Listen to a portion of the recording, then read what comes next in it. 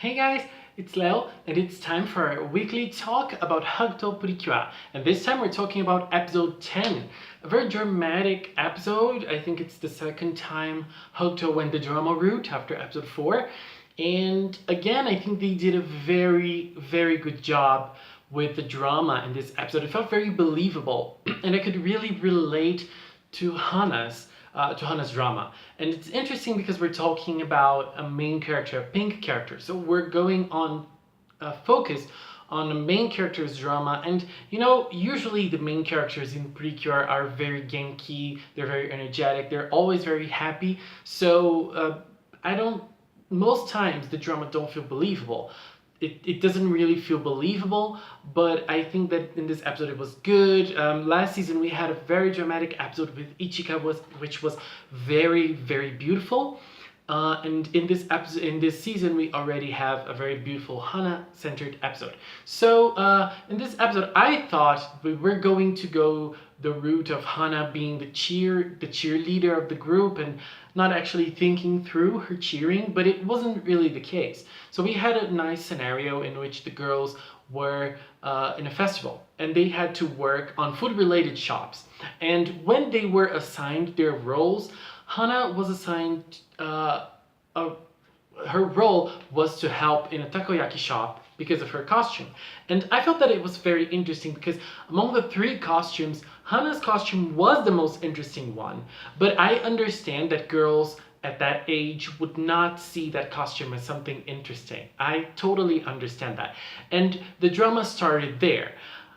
When it started there, I didn't really understand, because I felt like Hana would deal with something like that very nicely. She wouldn't really think it through, but she felt like a little out of place with the other girls.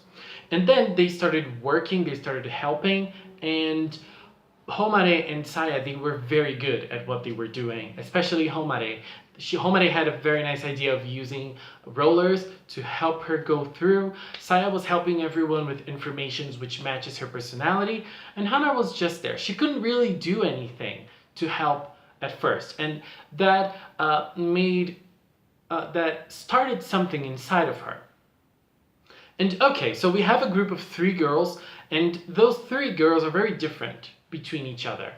But Homare is a very talented girl. Saya, I'm not gonna say she's talented, but she has something in her. She can work as an actress.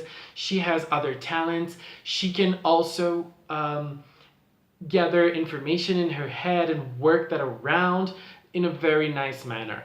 Hana, on the other hand, is someone who doesn't really have those big characteristics in her. And so it's understandable that she would look at the girls around her and say, they're way better than me. They're way special. They're way more special than I am. They're worth more than me.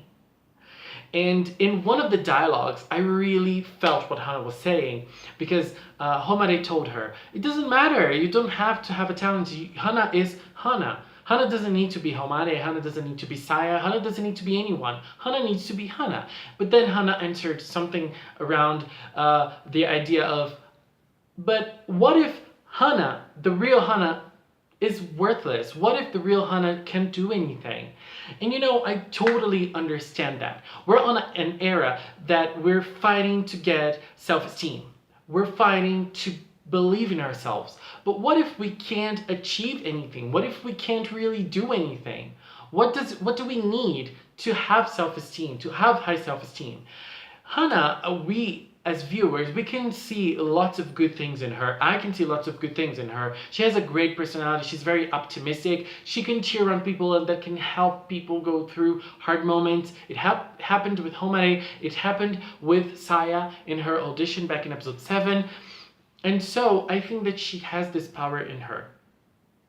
But she can't see that herself. She can't really look at her and make an analysis and understand that she can have this power, that she can have this trace of personality, and that is something good. And I really felt for her, and it really felt believable. It really felt believable. And then we had the fight in this episode, and I was very disappointed. I'm gonna say why. Because of what Hana was going through, she wasn't able to transform. That's also understandable because I think that the Precure powers, they have lots of inside powers, you know, your own powers, and she was feeling powerless. She was feeling worthless, and she couldn't transform. That wasn't really explained, but it was understandable following the logic of the Precure franchise. And then we had Anjay and Etoile fighting as a duo, and the fight was nice. I think that both of them were able to use their powers in different ways. I loved when Etoile got her chain and wrapped it up around her to protect her. I loved that. It felt really nice. But I think that Hana wasn't able to transform, and both of them, and Etoile, they weren't able to defeat the monster, and because of that, the monster was attacking them. The monster was almost defeating them, and then HUGTTO had to step in. HUGTTO showed a little bit of her powers, and she was able to defeat the monster with her own power that she had inside of her, but that cost her not her life, but she probably spent lots of energy, and now she is in a coma. She's in a coma-like state. I don't know if that's actually a coma or she's just sleeping, but she is in a coma or in a coma-like state. And I felt very bad because, I mean, HUGTTO could have just protected the girls, and then Anjay and Etoile could have defeated the monster with Heart Feather and Heart Star together. You know, they merged the attack and defeat the monster.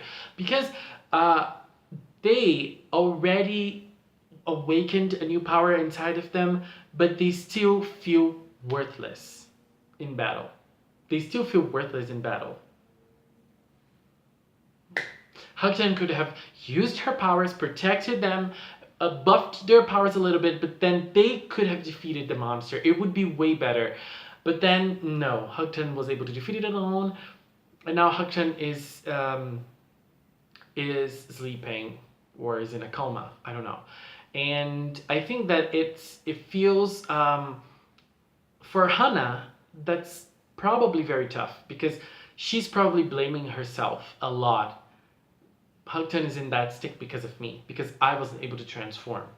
And the other girls should blame themselves too, because they weren't able to defeat the monster. I mean, if I were in their shoes, I would be blaming myself too. I would be blaming myself too, like, I'm a weak cure, I can't do it, you know, I can't defeat a monster, and then HUGTTO is right like that because of me. I would probably be feeling like that. And then another thing that I want to comment is on Papuru. Papuru was the villain of this episode again, but she was very afraid of her own future because of what happened to Charlie in earlier episodes, and I am fearing for Papuru as well. I mean, she's probably on the road of being fired from the Kuriasu Corp, and I don't want her to be fired. You guys know how much I love her, how much I want to see her for the longest time possible, but it seems that it's her time. I don't really want to see that. I think that next episode probably Lulu is going to be the villain, and then Papuru is going to be fired.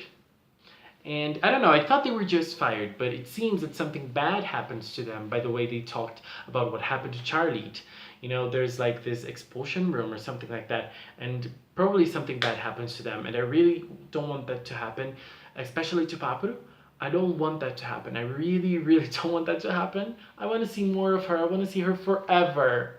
Oh my god. Anyway, that's all I wanted to say about episode 10. Great episode. I loved the drama. I think that next episode we're gonna have lots of nice things as well, and I hope that we learn a little bit more of HUGTTO. We learn a little bit more about HUGTTO, and I think that it's gonna be a very nice thing. In the next episode, they're gonna awaken the Melody Swords. Hana's probably gonna go back to being Curiel again, and I'm excited. Guys, thank you so much for watching, and until next time, bye bye.